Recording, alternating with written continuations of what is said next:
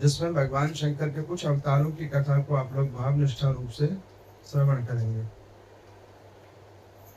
अब इतनी कथा हो जाने के बाद में सूत जी भगवान कह रहे हैं कि हे शौनक आदि ऋषियों, ध्यान से सुनो। जब भगवान शंकर की कृपा से वेद व्यास जी ने मन विचार करके इस शिव महापुराण की ग्रंथ के अंदर में भक्तों के हित के लिए भगवान शंकर के अवतारों की रचना करने लगे, तो वहां पर वैष्णवाचार्यों ने जाकर पूछा कि जिस प्रकार नारायण भगवान के 24 अवतार हैं, उस प्रकार भगवान भूत भावन शंकर के कितने अवतार हैं, कृपा करके उन कथाओं को आप सुनाइए। तो यहाँ पर मैं वो कहने लगे कि देखिए, जिस प्रकार नारायण भगवान के दशा अवतार श्रेष्ठकर हैं, दशा अवतार श्रेष्ठकर हैं, वैसे 24 अवतार हैं। ठीक उसी प्रकार से भगवान भूत भावन शंकर के 5 अवतार श्रेष्ठकर हैं, 11 रुद्र भाग हैं और 21 वैसे अवतार हैं भगवान शंकर के। तो उन्होंने कहा कि प्रभु, अब आप कृपा करके भगवान के वो अवतारों को आप सुनाइए, जिसको सुनने के बाद भक्ति बढ़े, शिव के श्री चरणों में प्रीति बढ़े, ऐसी कथा को आप सुनाइए। तो कहने की ध्यान से सुनिए। भगवान शंकर का सबसे पहला अवतार हुआ शवोजत्य। भगवान का पहला हुआ शवोजत्य, जिसको सर्व अवतार भी कहते हैं। अब ये सर्व अवतार क्या है, उसको ध्यान से सुनिए। भगवान भूत भावन शंकर की कृपा से जब पृथ्वी के ऊपर में ब्रह्म देवता बड़े समय, बड़े कल्पों तक ध्यान की मुद्रा में बैठे हुए थे, उन्हें समझ नहीं आ रहा था कि इस संसार में क्या हो, कैसे हो, किस प्रकार से ये संसार चलाया जाए, इसमें कौन कौन से जीव कैसे उत्पन्न किया जाए और कैसी लीला हो। तो उन्होंने क्या किया, बहुत कल्पों तक भगवान शंकर का ध्यान किया। भगवान शंकर का जब खूब कल्पों तक ध्यान किया, तो भगवान शंकर ने पहला अवतार लिया, शर्व अवतार। और वो भगवान शंकर ब्रह्म देवता के सामने प्रकट हुए, बोले सर्व अवतार भगवान की जय। ये भगवान शंकर का शवोजात और सर्व अवतार, ये पहला अवतार हुआ, जो भगवान शंकर का ज्ञान अवतार है, जिन्होंने ब्रह्म देवता को सृष्टि का ज्ञान दिया कि आप सृष्टि की रचना किस प्रकार करो, उसमें किन किन चीजों का सृजन आप करो। भगवान शंकर के अनुसार शिव महापुराण के अंदर में भगवान शंकर का प्रथम अवतार सर्व अवतार ज्ञान अवतार है।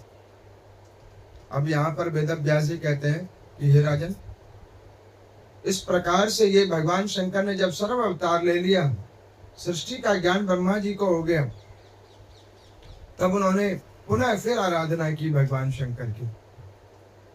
बहुत कल्पों तक फिर आराधना करने के ऊपर में भगवान शंकर ने पूछा कि अब किस बात के लिए आपने हमारी आराधना की है। तो उन्होंने कहा कि प्रभु, सृष्टि का ज्ञान तो हो गया, लेकिन सृष्टि का निरूपण कैसे होगा, वो भी आप कृपा करके बतला दीजिए। सूत जी कहते हैं कि शौनक आदि ऋषियों, निरूपण शब्द को समझिए। निरूपण किसे कहते हैं? पहला क्या था, सृष्टि कैसे बनेगी, और निरूपण सृष्टि में क्या क्या करें। जिसको सहज रूप में समझिए, हमें रोटी बनानी है, रोटी कैसे बनेगी वो प्रोसेस, और दूसरा रोटी में क्या क्या सामग्री डलेगी अच्छी बनाने के लिए, वो दूसरा प्रोसेस। आ रहा है आपको समझ में? सर्व अवतार है, सृष्टि का कैसे निर्माण होगा, और उसके बाद में भगवान का दूसरा अवतार है ऋषभ देव अवतार। बोले ऋषभ देव भगवान की जय। ये अवतार है भगवान शंकर का, जिसमें सृष्टि के अंदर में क्या क्या होगा ये भगवान शंकर बतला रहे हैं। वेद व्यास जी कहते हैं कि हे सूत जी, भगवान शंकर की इच्छा से इस संसार के अंदर में जो कुछ दिख रहा है, ये सब भगवान शंकर के द्वारा निर्माण किया गया है। हर जगह पे आपको शिव माया ही दिखेगी, और शिव माया के ही अधीन होकर जीव आएगा और जाएगा। अब इस प्रकार से भगवान शंकर का ये ऋषभ अवतार हुआ, जो पुनः ज्ञान अवतार हुआ भगवान शंकर का। भगवान शंकर के दो ज्ञान अवतार हैं, ऋषभ देव अवतार और सर्व अवतार। ये भगवान शंकर के दो अवतार हो चुके हैं। शिव महापुराण के अंदर में बड़ी संक्षिप्त अध्यायों के रूप में इनका विवरण है, और उसका निचोड़ तक तो हम आपको कथा रूप में सुना रहे हैं। इसके बाद भगवान शंकर की कृपा से ब्रह्म देवता ने पुनः भगवान शंकर का ध्यान किया। बहुत कल्पों तक पुनः जब ध्यान किया भगवान शंकर का, तो उन्होंने पूछा कि अब आपने पुनः क्यों हमारा ध्यान किया है? तो उन्होंने कहा कि प्रभु, सृष्टि की रचना हो गई, सृष्टि की निरूपण हो गई, लेकिन सृष्टि के अंदर में वृद्धि कैसी होगी वो बतलाइए। सृष्टि के अंदर वृद्धि कैसे होगी, कृपा करके वो मार्गदर्शन कीजिए। आपको समझ में आ रहा है? आटा पहले रोटी कैसे बनेगी, उसके बाद में उसके लिए क्या सामग्री चाहिए, और अंत में वो बनाया कैसे जाएगा, वो विषय है। ब्रह्म देवता ने कहा कि प्रभु आप बतलाइए कि कैसे मैं सृष्टि को आगे इसमें वृद्धि कैसे करूं, कितनी सृष्टि की उत्पत्ति करूं, कितने इसमें जीव को उत्पन्न करूं, क्या करूं, अब आप बतलाइए। क्योंकि निर्माण तो हो गया, निर्माण होने के बाद इसमें वृद्धि नहीं हो रही है, इसमें वृद्धि कैसे हो?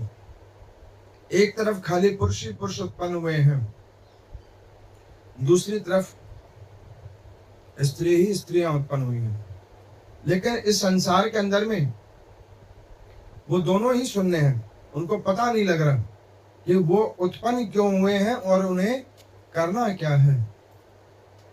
बड़ी आश्चर्य की बात है।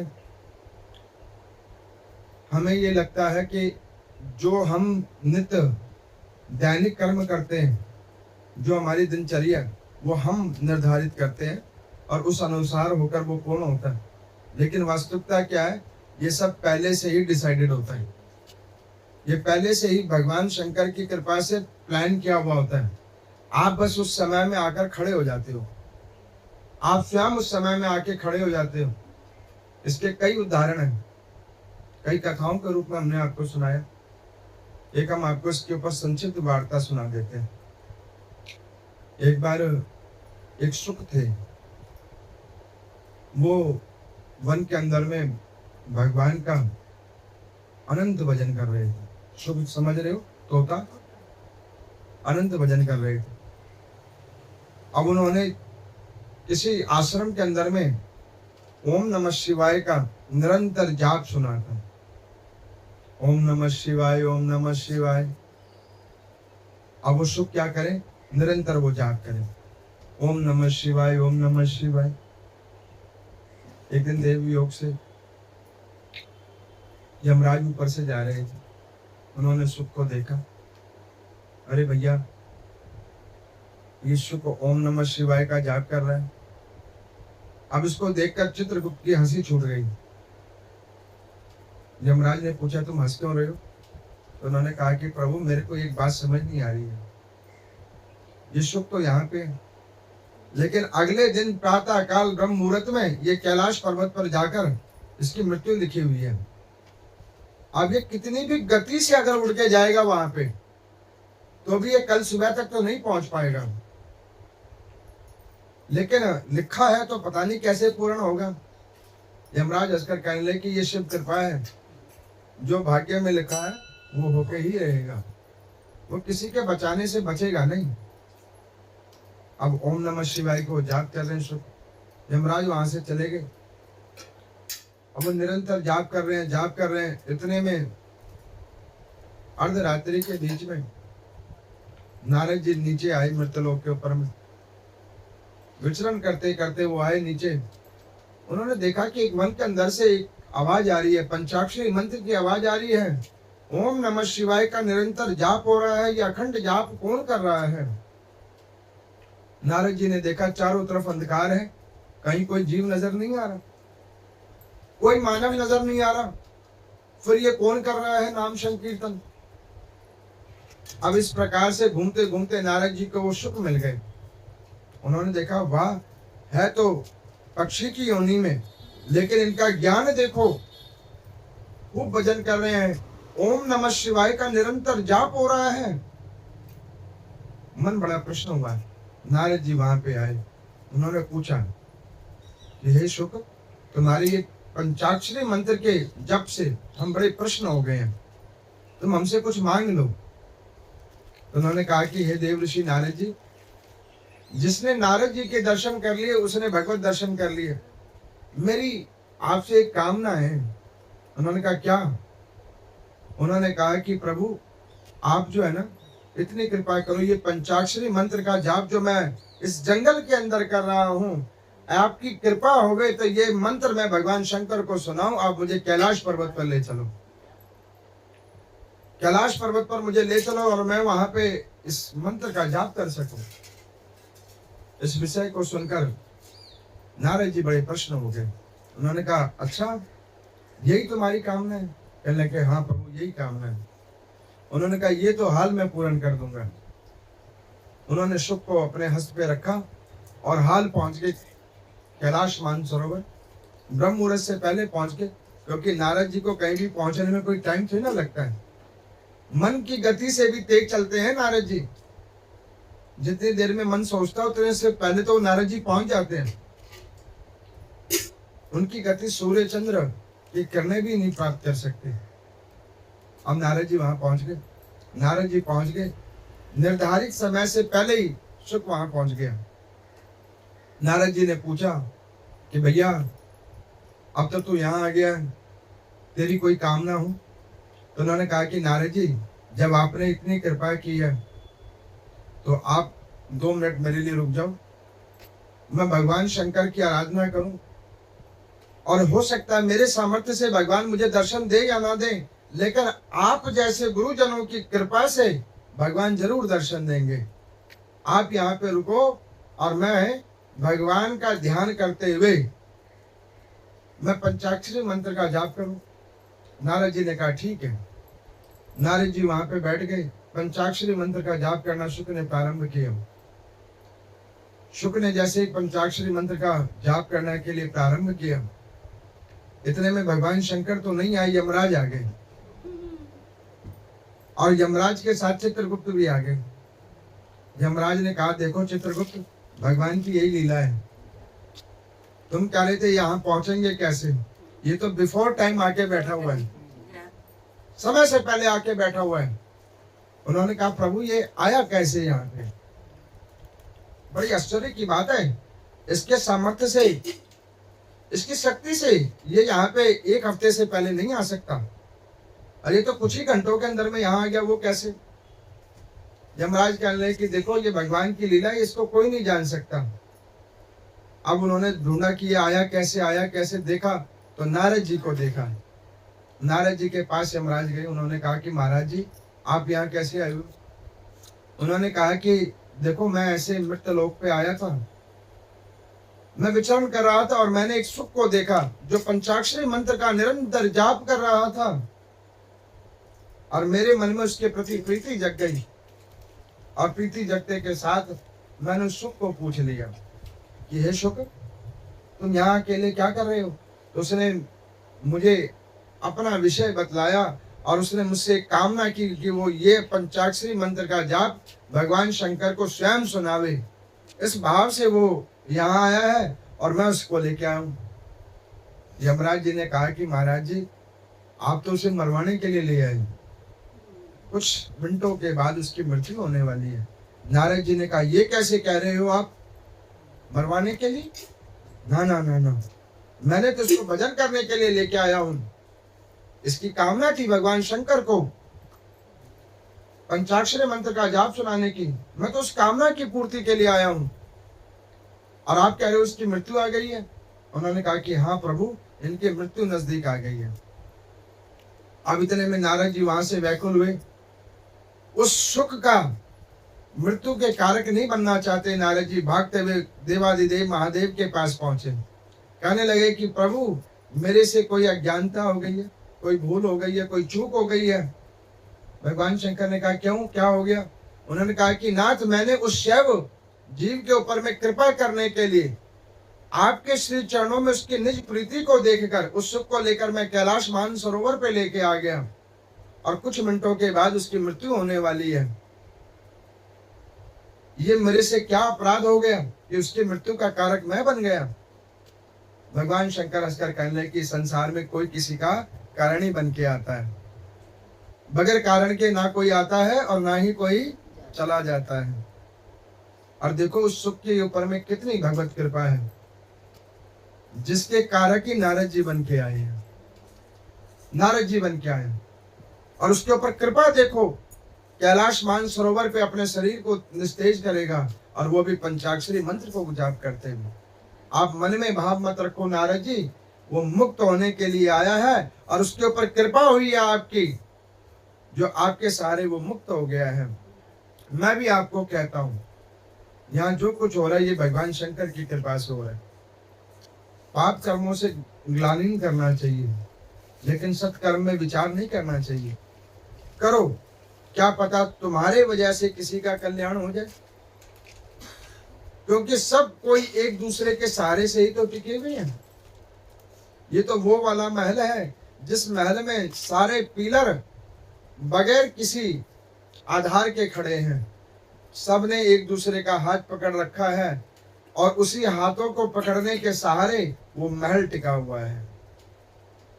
और थोड़ी ना कोई नींव खुदी है और ना ही कोई इमारत बनी है, ये सब एक दूसरे के सहारे खड़े हैं। अब सूर्य जी भगवान कहते हैं कि सोनक आदि ऋषियों, इस प्रकार से भगवान भूत भावन शंकर का ऋषभ अवतार हुआ। ऋषभ अवतार के बाद में वेद व्यास जी कह रहे हैं कि हे सूर्य जी ध्यान से सुनिए।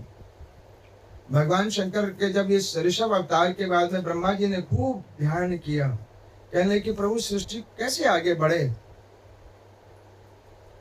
तो भगवान शंकर ने कहा कि देखो, तुमने सृष्टि में पुरुष और स्त्री दोनों बनाए हैं, लेकिन इनमें कोई क्रियावान कर्म नहीं हो रहा। ये निराधार रूप से इस भूखंड के ऊपर में भ्रमण कर रहे हैं, इन्हें पता नहीं लग रहा इन्हें करना क्या है। सो नहीं, इनको कर्म के द्वारा बांधो, कर्म बंधन में बांधो। तो कर्म बंधन में बांधने के लिए भगवान शंकर की कृपा से सबसे पहले भूख प्रकट हुई, भूख शुदा। अब वो शुदा प्रकट हुई, वो जीव के अंदर में प्रवेश कर गई। अब मान के चलो आप लोग यहाँ बैठे हो, आपको अगर भूख ना लगे तो आप काम क्यों करोगे? किसी व्यक्ति को अगर भूख ना लगे तो कोई काम करेगा? कोई भी काम नहीं करेगा। भूख के पीछे ही सारे काम हो रहे हैं। उदाहरण देते हैं ना, पापी पेट का सवाल है, कहते हैं कि नहीं कहते हैं?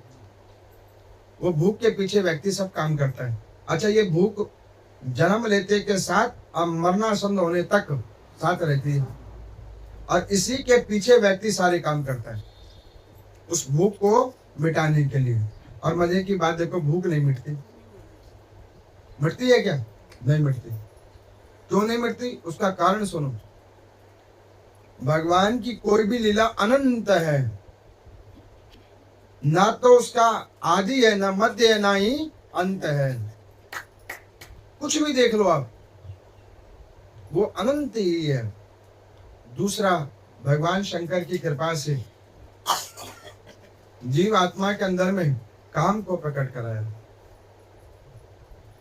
अब वो काम के अधीन होकर हर जीव को एक दूसरे के प्रति प्रेम होने लगा, मोह होने लगा। और प्रेम मोह होने लगा तो वो एक दूसरे के पीछे काम करने लगा। कैसे काम करने लगा? आप अपनी पूरी जीवन क्यों खपा रहे हो? बच्चों के लिए कर रहे हो कि नहीं कर रहे हो? मैंने अपने बेटे को ये देना है, बहू को ये देना है। उम्र किस लिए खपा रहे हो? इसीलिए तो खपा रहे हो, उनको सुख मिल सके। लेकिन मजे की बात देखो, सुख मिलेगा या नहीं मिलेगा ये उनका भाग्य है। आप जितना मर्जी जोड़ के दे दो, जो उनके भाग्य में मिलेगा उतना ही, उससे ज्यादा नहीं मिल सकता। उसके बाद में, इस काम के बाद में भगवान शंकर की कृपा से मैथुनी सृष्टि को प्रकट किया गया, जिसमें स्त्री और पुरुष के अंदर में दो चीजों को भगवान शंकर ने डाला। पुरुष के अंदर में वीर्य को प्रकट करवाया और नारी के अंदर में अनु को प्रकट करवाया। इन्हीं दोनों के संपर्क से संसार आगे बढ़ने लगा। अच्छा देखो, ये दोनों ही तत्व पूरे संसार के अंदर में व्याप्त है, दोनों ही बीज रूप है। आप देखो, अन्न उत्पन्न होता है बीज से ही होता है, बगैर बीज के अन्न उत्पन्न होता है क्या? नहीं होता। और जितने भी पशु पक्षी हैं, आदि आदि जीव हैं, ये सब उसी के अधीन होकर चल रहे हैं सुचारू रूप से। उसके बाद भगवान शंकर ने क्रोध को उत्पन्न करवाया। अब क्रोध के पीछे व्यक्ति सारे कर्म कर देता है। क्रोध से अभिमान उत्पन्न होता है। अब क्रोध भी कई प्रकार के होते हैं। एक क्रोध होता है कल्याण के लिए। बच्चे को एक माता पिता क्रोध करते हैं, पढ़ाई करो, नहीं पढ़ाई करोगे तो तुम्हारा भविष्य अच्छा नहीं बनेगा। एक क्रोध ये है जिससे भविष्य का निर्माण हो रहा है, उसमें दंड का भी विधान है। देखो, बच्चे को मारते ना, शिक्षक भी मारते हैं, अरे तुम पढ़ते नहीं हो ठीक से। लेकिन उसके विपरीत स्थिति में एक क्रोध है ऐसा, निरर्थक वार्ताओं पे लड़ाई करना और उसमें इतना उदंडता पे उतर जाना कि सब कुछ नाश कर देना। अब इस प्रकार से भगवान शंकर ने इन चीजों की उत्पत्ति कर दी। आपको कथा समझ आ रही है ना? अब इस प्रकार से भगवान शंकर ने जब ये उत्पन्न कर दिया तो ब्रह्मा जी ने कहा कि प्रभु, ये स्त्री पुरुष उत्पन्न कहाँ से है? तो उन्होंने कहा, प्रभु ने, भगवान शंकर ने कहा, ये दोनों मुझसे ही उत्पन्न है। और भगवान शंकर ने एक अवतार लिया, अर्धनारेश्वर। बोले अर्धनारेश्वर महादेव की जय। भगवान शंकर के दाहिने अंग में पुरुष, वाम अंग में देव। शिव और शिवा एक जगह ही है। ये तो एक शिव महापुराण की अर्धनारीश्वर की कथा है। लिंग पुराण के अंदर में अर्धनारीश्वर की एक और कथा है। एक बार त्रिदेवियां सरस्वती, लक्ष्मी और पार्वती एक जगह पर में एकत्रित होकर एकांत वार्ता कर रही थी। वार्ता करते करते ग्रस्त के ऊपर में आ गई और ग्रस्त के अंदर में सर्वप्रथम वो अपने पतियों के ऊपर आ गई। तो सरस्वती जी ने कहा कि अरे बहन देखो, ब्रह्मा जी का तो ऐसा प्रेम है हमारे ऊपर, एक मिनट नहीं छोड़ते हमारे को, ब्रह्मलोक से कहीं बाहर नहीं जाने देते, बगैर उनके आदेश के हम कहीं जाते आते नहीं है। निरंतर ध्यान हमारे ऊपर ही रहता है उनका, और हमारा निज भाव उनके अंदर रहता है। हमसे बड़ा स्नेह करते हैं ब्रह्मा जी। अब इसके बाद में लक्ष्मी जी ने कहा कि बहन, तुम्हारे तो जो पति करते हैं सो करते हैं, मुझे तो निज चरणों की सेवा मिली हुई है। मेरे को चरण सेवा से वो एक क्षण के लिए भी दूर नहीं करते। अब देखो, जो चरण सेवा में मुझे सुख मिलता है वो सुख और कहीं नहीं मिलता। आजकल समय चेंज हो गया, लोग पति का नाम ही लेके बुला देते हैं। गलत काम है, नहीं नाम लेना चाहिए। पांव दबाना तो छोड़ो, सम्मान करना लोग भूल गए हैं। सीधे गाड़ियों पे उतर जाती हैं बहुएं, और वो ये नहीं विचार करते कि गाड़ी किसको दे रही है। जिस माता पिता ने तुम्हारा कन्यादान नारायण रूप समझकर उस वर से करवाया है और तुम उसको गाड़ी दे रही हो, ये ठीक बात नहीं है।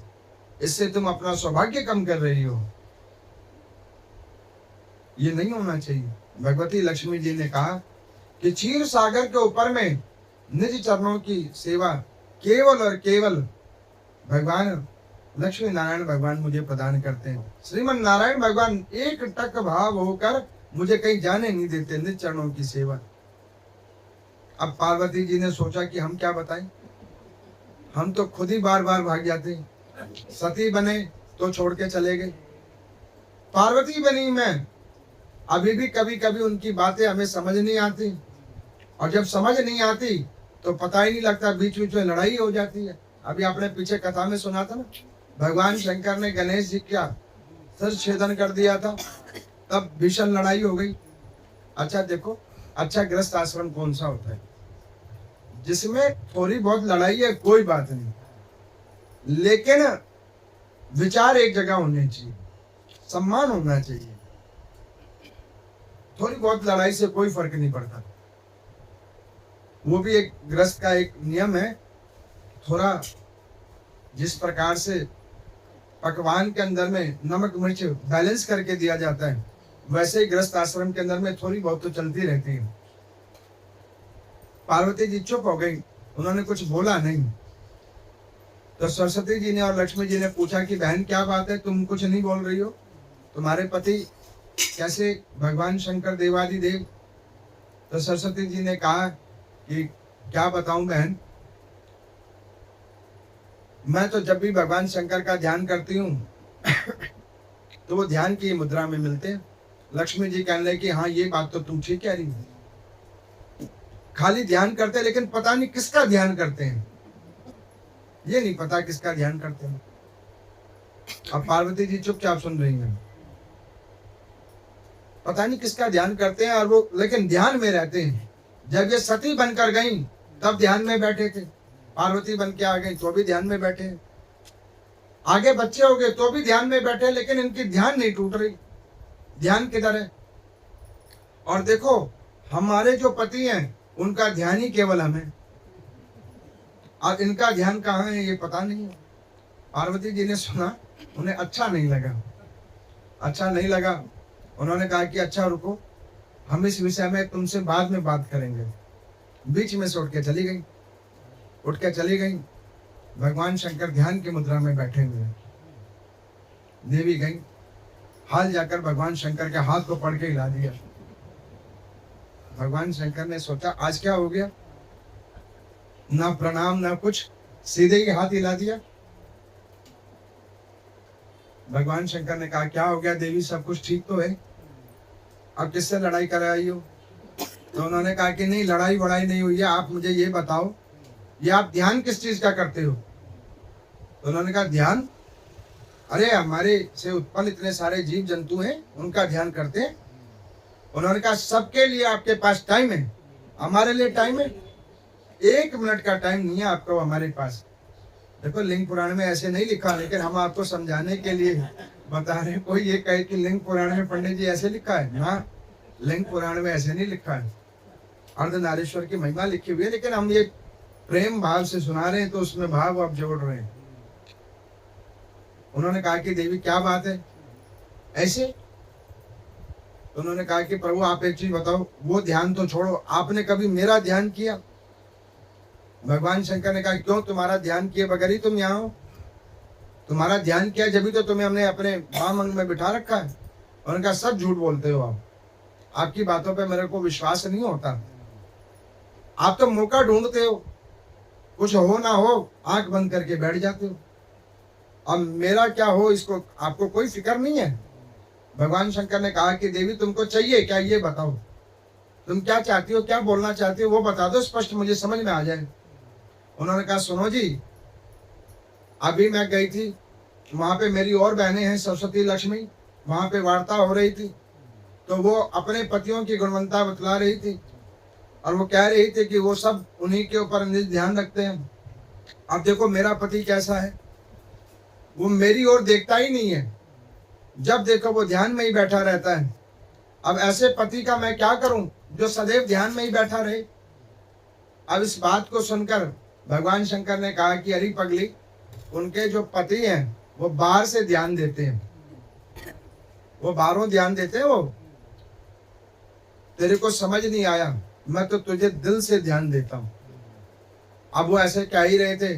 भगवती ने कहा अच्छा इसका प्रूफ दो। तो उन्होंने कहा प्रूफ चाहिए? कहले हाँ। उसी वक्त भगवान शंकर ने एक अवतार लिया, अर्धनारेश्वर। बोले अर्धनारेश्वर भगवान की जय। अब जैसे ही माँ पार्वती ने देखा कि एक तरफ तो भगवान शंकर स्वयं है और दूसरे तरफ वो स्वयं उसके अंदर में विद्यमान है, उनके शरीर में विद्यमान है। उन्होंने कहा कि देवी आप बताओ क्या इतना प्रेम वो देवता कर सकते हैं? कहने लगे कि नाथ मुझे समझ में आ गया, आपको महादेव क्यों कहते हैं। जिन्होंने भक्त के प्रेम के पीछे निज शरीर में ही स्थान दे रखा हो, चाहे भक्त पात्र हो या कुपात्र हो,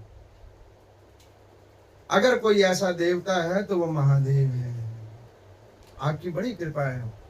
भगवान शंकर के चरण पकड़ के कहने लगे कि नाथ सॉरी, अब आगे फिर हम कंप्लेंट नहीं करेंगे। भगवान शंकर ने कहा ऐसे तो तुमने कई बार सॉरी मांगी हुई है, कोई बात नहीं, आप प्रसन्न हो। सूर्य जी भगवान कहते हैं कि ये सोनक आदि ऋषियों, भगवान का ये एक और अवतार अर्धनारीश्वर अवतार हुआ है। अब वो कहने कि ध्यान से सुनो, भगवान का एक अवतार भैरव अवतार हुआ। तो उन्होंने कहा कि प्रभु ये भैरव अवतार भगवान का कब हुआ। तो वेद व्यास जी कहने लगे कि अभी कथा सुनते हुए मात्र 16वां दिन ही हुआ है और तुम सारे भूल गए हो कि भैरव अवतार कब हुआ है। भूल गए हो ना? हाँ या ना तो बोलो। देखो, जब भगवान नारायण और ब्रह्मा जी की लड़ाई हो रही थी, बड़ा कौन है उसमें? ब्रह्म देवता कह रहे थे कि हमारी आयु ज्यादा है, प्रौढ़ावस्था हमारी, हम बड़े हैं। नारायण भगवान कह रहे थे कि तुम हमसे उत्पन्न हो, हमारी नाभि से कमल पुष्प निकला है और बड़े हम हैं। उसी बीच में एक ज्योति खंभ प्रकट हुआ था। आपको ध्यान है? भगवान शंकर प्रकट हुए थे बीच में ज्योति खंभ के रूप में।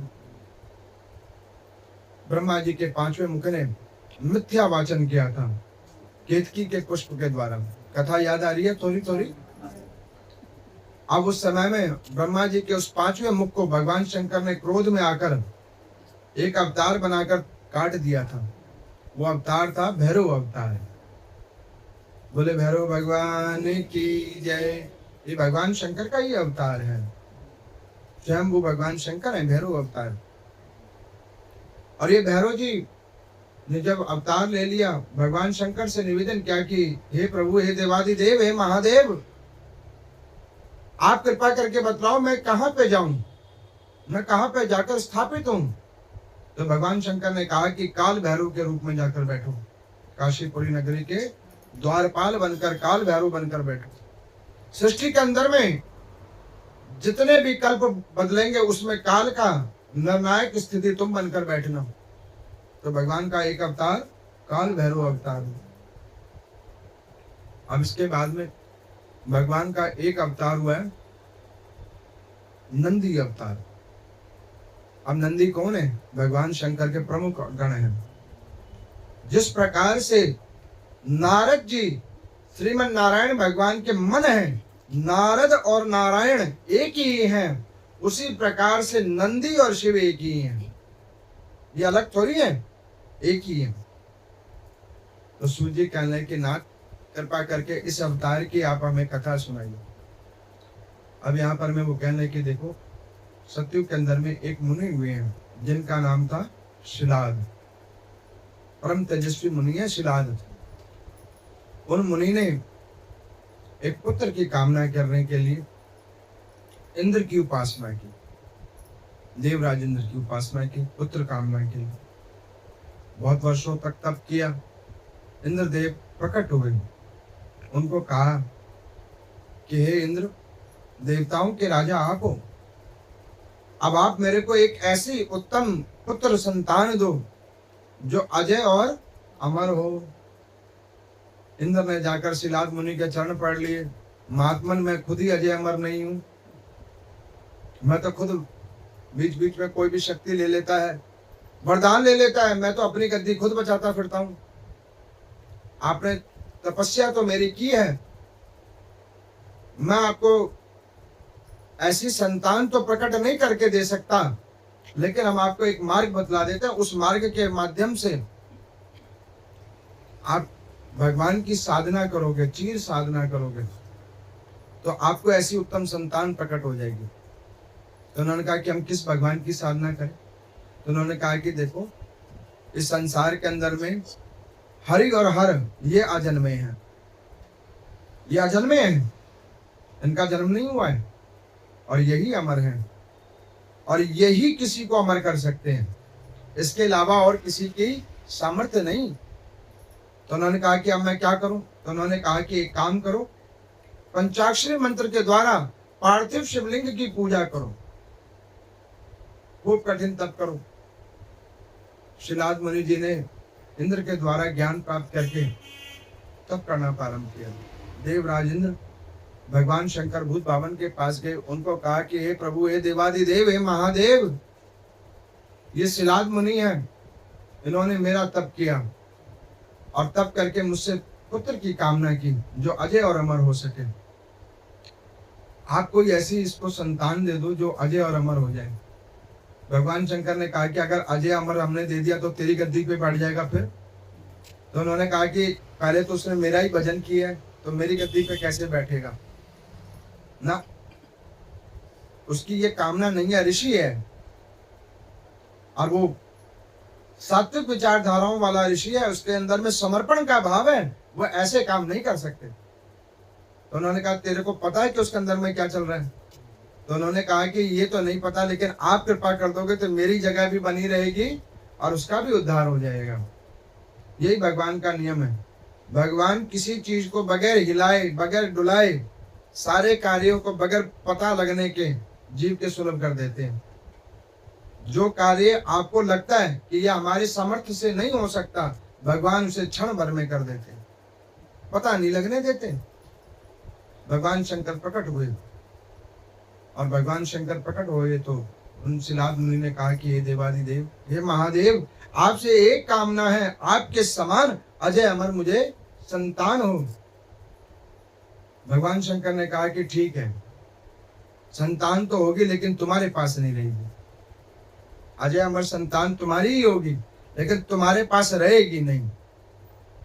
तो उन्होंने कहा कि कोई बात नहीं प्रभु, संतान तो दे दो, मेरे पास रहे चाहे ना रहे, पिता का नाम तो मेरे में ही आएगा ना। उन्होंने कहा कि ठीक है, ये ठीक है। भगवान शंकर के शरीर से एक तेज निकला, तेज से नंदी जी प्रकट हुए। बोले नंदी भगवान की जय। यहाँ पर एक भगवान का अवतार हुआ, नंदी अवतार। अब नंदी जी प्रकट हो गए, जो शिव समान है, प्रकट हुए। प्रकट होते के साथ नंदी जी ने कहा कि हे प्रभु, हे पिताजी, मेरा जन्म आपके लिए नहीं हुआ है, मेरा जन्म देवादिदेव महादेव के लिए हुआ है और मुझे उनके श्री चरणों की सेवा करनी है। आपका कल्याण हो, आपने सिर्फ भजन किया है, लेकिन मेरा भी उद्धार हो। शिलाद मुनि ने कहा बड़ी अच्छी बात है, एक काम करो, तुम भगवान शंकर की ही निज चरणों की सेवा करो, करो उनका भजन। अब यहाँ पर नंदी जी ने क्या किया है, एक शिवलिंग को बनाया है, एक शिवलिंग को बनाया है। शिवलिंग को बनाकर में निज भाव को जोड़ लिया और उसके ऊपर में असंख्य भाव से पंचाक्षरी मंत्रों के द्वारा भगवान शंकर को रिझाया गया और उनके पूजन के प्रभाव पर भगवान शंकर देवादिदेव महादेव प्रसन्न हुए हैं और उस शिवलिंग से प्रकट हुए हैं और वहां पर में भगवान नंदकेश्वर प्रकट हुए। बोले नंदकेश्वर भगवान की जय। भगवान ने नंदी जी को पूछा कि कहिए आपके भजन का क्या अभिप्राय है।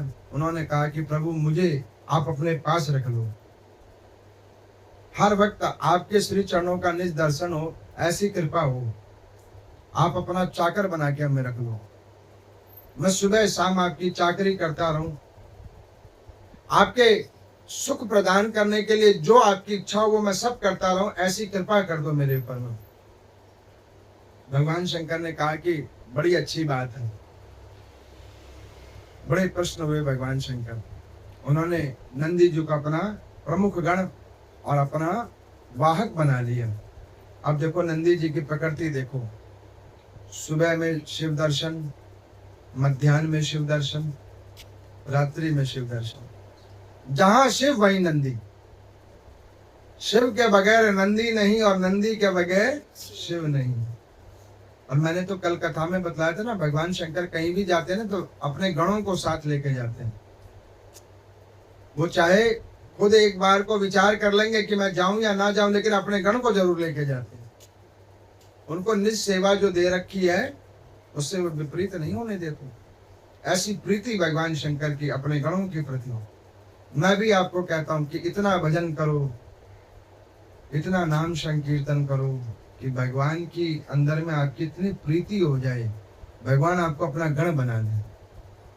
हर क्षण हर वक्त उनके दिव्य दर्शन हो, ऐसे दर्शन जिसके अंदर में सारी कामना खत्म हो जाए।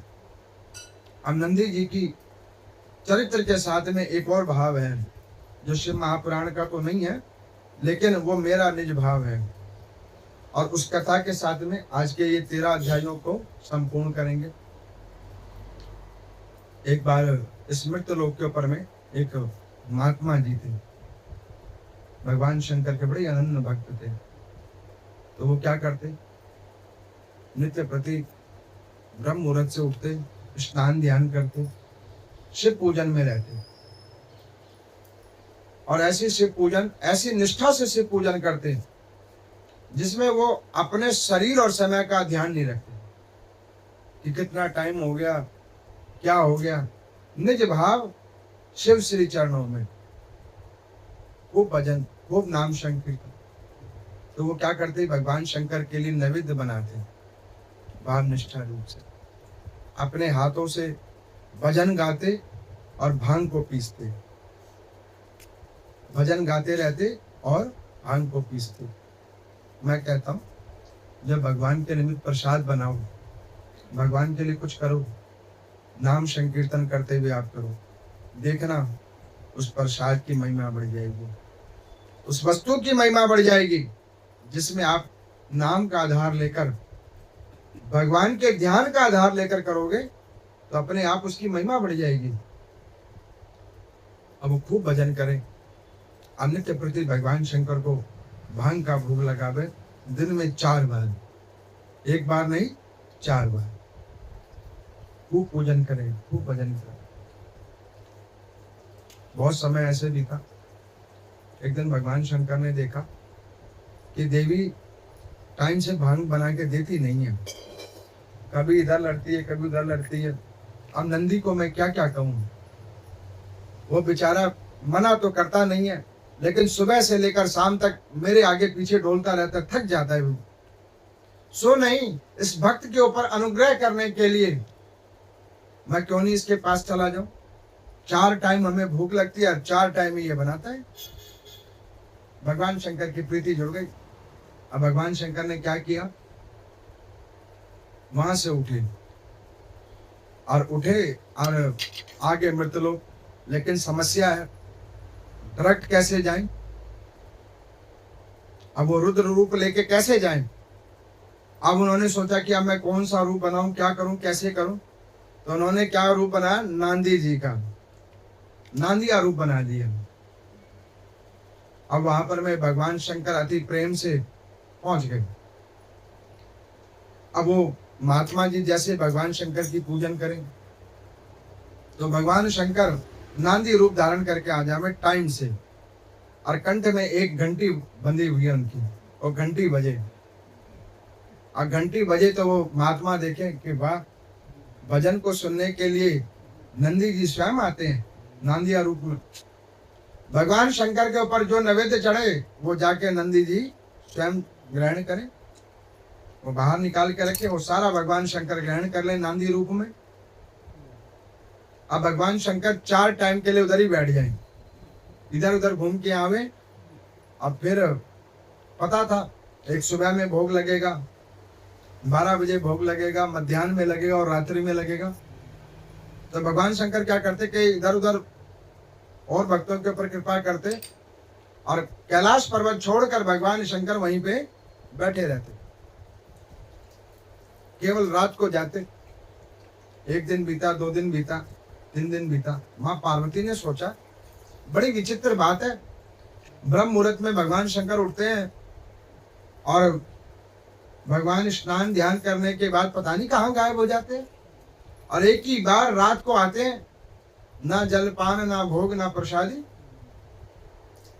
जब पूछा जाता है कि आप भोजन कर लीजिए तो वो कहते हैं कि प्रसाद ग्रहण करके आए। ऐसे वो कहाँ चले जाते हैं। अब पार्वती जी के मन में एक भाव आया कि मेरा स्वभाव भी तो ठीक नहीं है, तो हर बात पे मैं लड़ाई करती रहती हूँ। एक बार एक पत्नी ने एक पति से पूछा कि महाराज जी, आप अपनी प्रसन्नता से हमसे कुछ मांग लो। तो उन्होंने कहा कि तुम बस अपना स्वभाव ठीक कर लो, यही हमें चाहिए। उन्होंने कहा क्यों, हमारे स्वभाव में क्या कमी है? उन्होंने कहा आज तुम बैठ के यही सोचना तुम्हारा स्वभाव में क्या कमी है, और कमी के बाद में अच्छाई क्या उसको भी सोचना। जो कमी हो उसको दूर कर देना और अच्छाई को सहेज के रख लेना। सुबह सो गई, शाम सो गई, रात पति आए, उन्होंने पूछा कि कुछ विचार किया?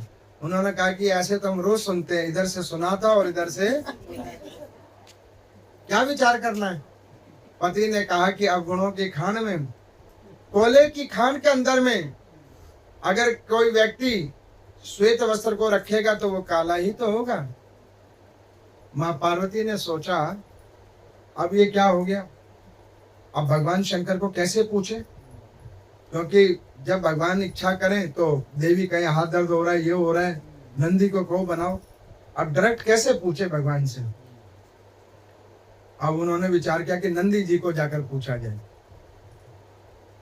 नंदी जी के पास में गई, नंदी जी को पूछा कि एक चीज बताओ, जब भगवान शंकर जाते हैं प्रातः काल में तो तुम उनके साथ जाते हो? उन्होंने कहा कि ना माता जी, भगवान शंकर अकेले जाते हैं, लेकिन मेरे कॉस्ट्यूम को लेके जाते हैं, मेरे ड्रेस को लेके जाते हैं, जाते अकेले। उन्होंने कहा कि कहाँ जाते तुम्हें कुछ पता? उन्होंने कहा ये नहीं पता, सुबह में जाते हैं ड्रेस लेके जाते हैं और शाम को आते तो ड्रेस वापस कर जाते हैं, मैं उसको धो के सुखा के रखता हूँ, फिर सुबह वो पहन के चले जाते हैं। उन्होंने कहा अच्छा, ये कितने दिन से चल रहा है? उन्होंने कहा कि ये जब आपकी वो लास्ट लड़ाई हुई थी नई बनाने के ऊपर में, तब से। तो उन्होंने कहा कि अच्छा ठीक है, अब हमें देखना पड़ेगा ये जाते कहाँ हैं। तो उन्होंने कहा कि नंदी एक काम करो, एक कॉस्ट्यूम तुम्हारे पास और एक्स्ट्रा है। तो उन्होंने कहा कि भगवती मेरे पास तो है नहीं, लेकिन मेरी धर्म पत्नी के पास है, आप कहो तो मैं उसको निवेदन करूं। तो उन्होंने कहा कि बिल्कुल निवेदन करो। अब उनकी धर्म पत्नी है नंदी जी की, उस धर्म पत्नी जो असंख्य कामधेनु गौओं के से परे उनकी धर्म पत्नी है। जिस प्रकार उनके पति शिव पूजन में लीन रहते हैं तो वो भी शिव उपासन में लीन रहती है।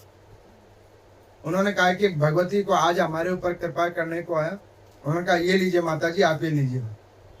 अब भगवान शंकर आज ब्रह्म मुहूर्त में उठे, नंदी को बुलाया, कपड़े रेडी है? उन्होंने कहा बिल्कुल रेडी है।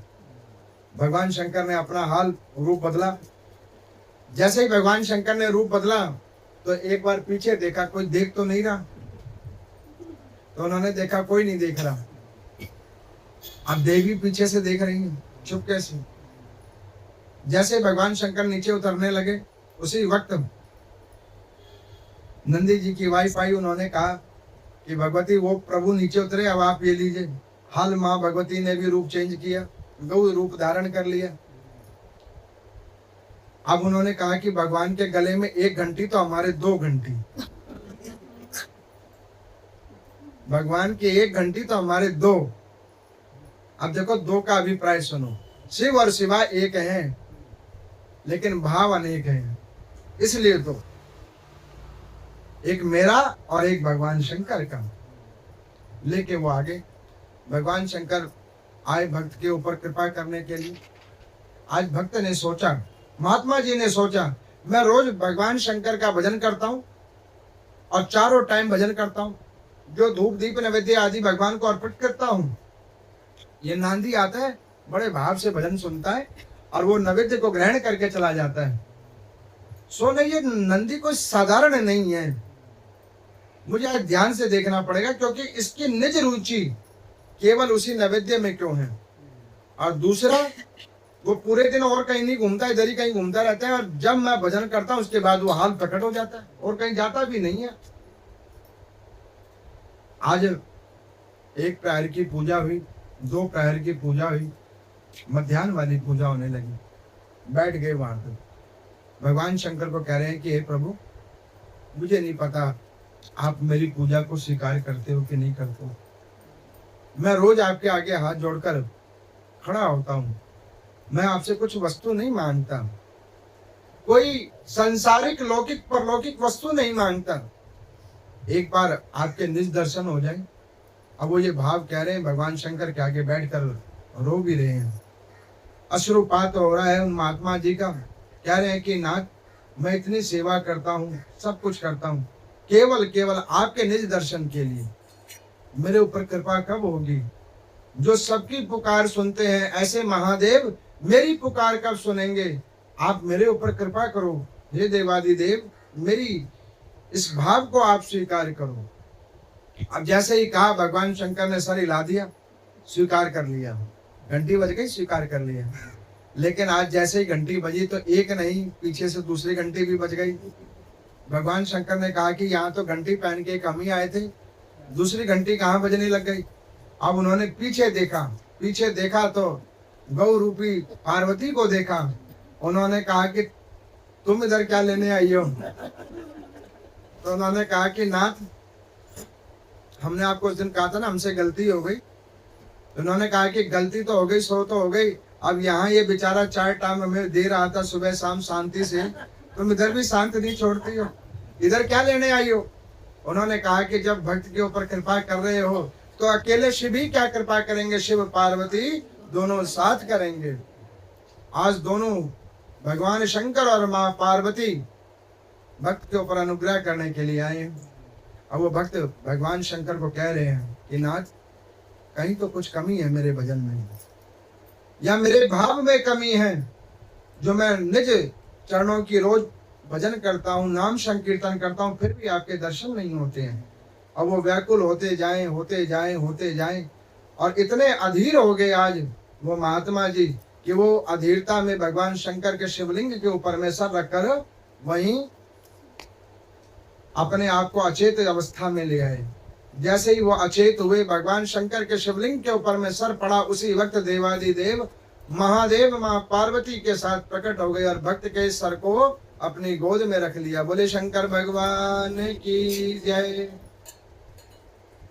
जैसे ही सर को गोद में रख लिया, भक्त उठा, कहने लगा कि नाथ, मेरे से कोई अपराध हो गया? मैंने इतने समय तक आपका भजन किया, आपके भजन के लिए मैंने ये संसार का त्याग कर दिया, मैंने किसी से रिश्ता नहीं रखा, माता पिता भाई बहन, इस शरीर से जुड़े हुए किसी संबंध की मैंने गरिमा नहीं रखी, केवल एक शिव दर्शन के लिए। और उसके बाद इतनी देरी क्यों हो गई? भगवान शंकर ने कहा कि देरी कहाँ हुई, मैं तो उस दिन से आ रहा हूं जिस दिन से तू भोग लगा रहा है। जिस दिन से तूने भोग लगाना शुरू किया उस दिन से मैं आ रहा हूं और नित्य प्रति आ रहा हूं, तेरी रक्षा मैं ही तो कर रहा हूं। चारों समय तेरे आमने सामने मैं बैठा रहता हूं, तेरे को ही तो देखता रहता हूं। और उन्होंने कहा कि नाथ, अब आप एक मुझे वरदान दे दो। कहने क्या वरदान चाहिए?